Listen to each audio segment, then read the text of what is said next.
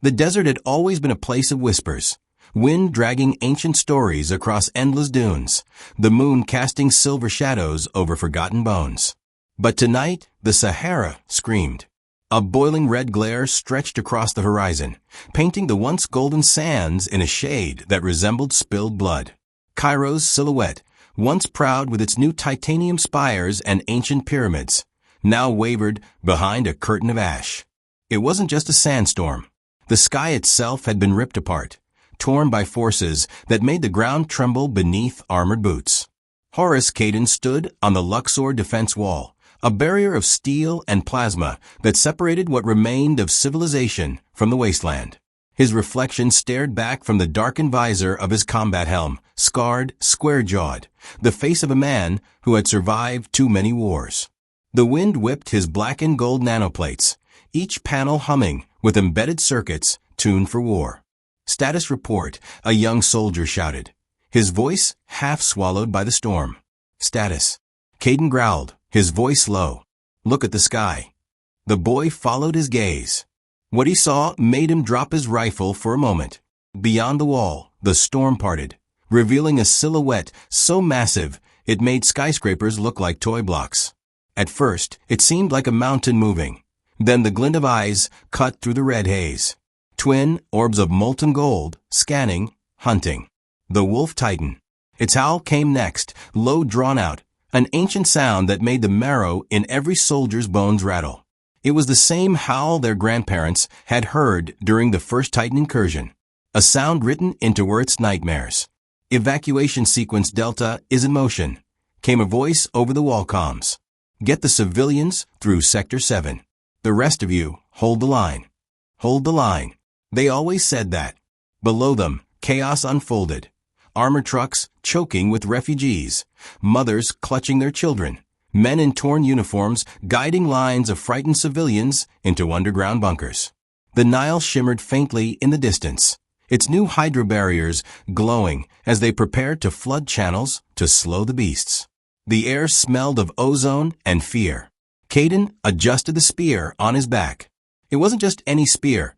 It was the RA-7 plasma lance, forged with the same tech that had split a Titan heart in the siege of Osaka. The shaft vibrated faintly as if hungering for battle. He whispered mostly to himself, "They came for our cities. They came for our skies. Tonight, they'll choke on our desert." Behind him, a child's cry broke the tense silence. He didn't look back. He couldn't afford to. But his knuckles whitened on the spear. The first red flare lit up the sky. And then the world began to burn. The comlink crackled. "Khaden, do you read?" Horus didn't flinch. His eyes tracked the shape in the storm. "I read." "Visual confirmation? Alpha Lupus class Titan," he said, voice like sandpaper. 300 meters tall. Enhanced density plating. It's brought a pack. The line went dead for a second. Somewhere far underground, officers were swearing. "That's not possible." The voice finally returned. "Only one alpha per continent." Khaden spat into the wind. "Tell that to the one staring at me." The wall shuddered as he spoke. Far below, tanks lined up like dominoes of steel, their cannons warming. Railgun emplacements rotated, targeting software squealing as it failed to fully lock onto the moving giant.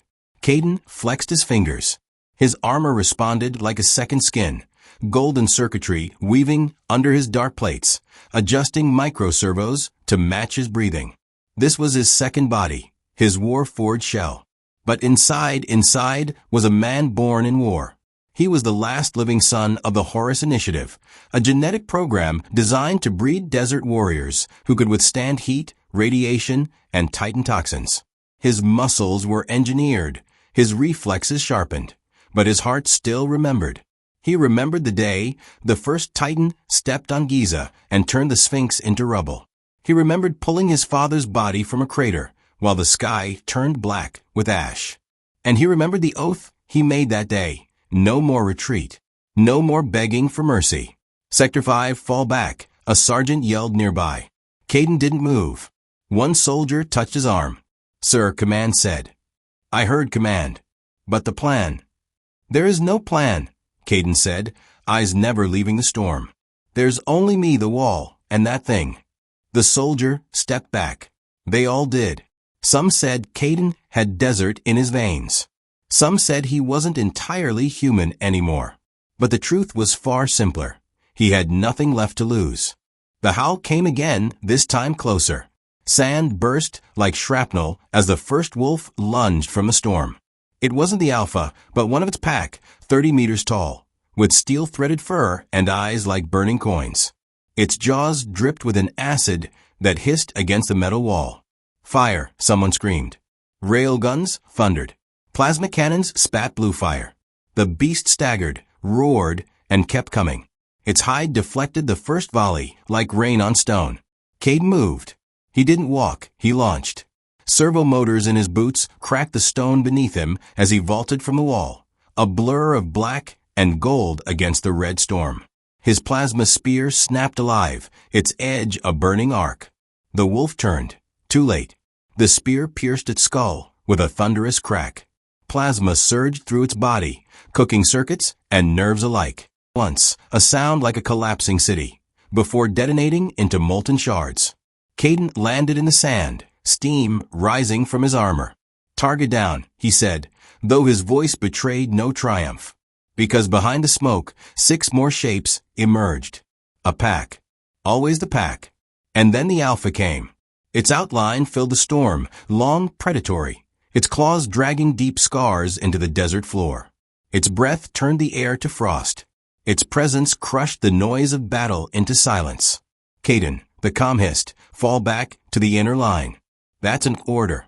He looked up at the towering shadow, his grip tightening. There's no inner line, he said. If this wall falls, Cairo burns.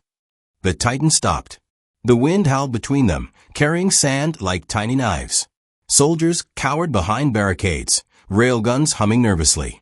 Caden stood alone, spear at his side. Then, its massive golden eye opened. He felt it before he saw it, an oppressive weight pressing on his chest, a vibration in the ground like a heartbeat too large to comprehend. The Titan looked not at the city, not at the soldiers, but directly at him. And for a moment, the battlefield vanished. He was somewhere else, an ancient memory that wasn't his. A battlefield of another age, men in bronze masks dying under a similar red sky. A howl in the distance. It remembers you, a voice whispered in his head. The Titan's maw parted. Not words, but a resonance filled the air, low, vibrating through steel and bone alike. You carried the first blood. Caden frowned. He had heard whispers of this. Titan leaders, alphas, could imprint their hatred across generations. If his bloodline had struck them first, then perhaps this war was older than humanity's understanding. But he wasn't here for understanding. He raised his spear. Then remember this face. Because I'm the last one you'll ever see. The pack moved as one. 6 titanic wolves lunged, their howls tearing the clouds. Soldiers opened fire. The night turned into a strobe of railgun flashes and plasma arcs. Civilians screamed as shockwaves cracked the earth beneath evacuation bridges. The Nile's barriers hissed open, diverting water in roaring torrents to slow the enemy advance. Caden charged. Every step left a crater. His spear whirled, cleaving through 2 wolves in a single arc, their bodies bursting into black mist. Acid splattered his armor, burning deep, but he did not slow. The alpha inhaled, its chest glowing with an inner furnace. The temperature dropped. Frost formed on gun barrels.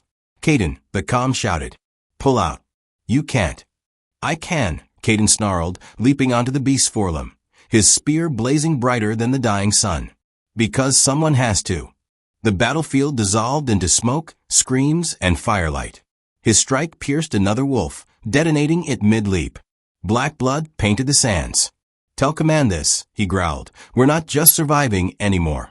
He raised his spear high as the Titan's colossal shadow loomed. Let the desert remember our names.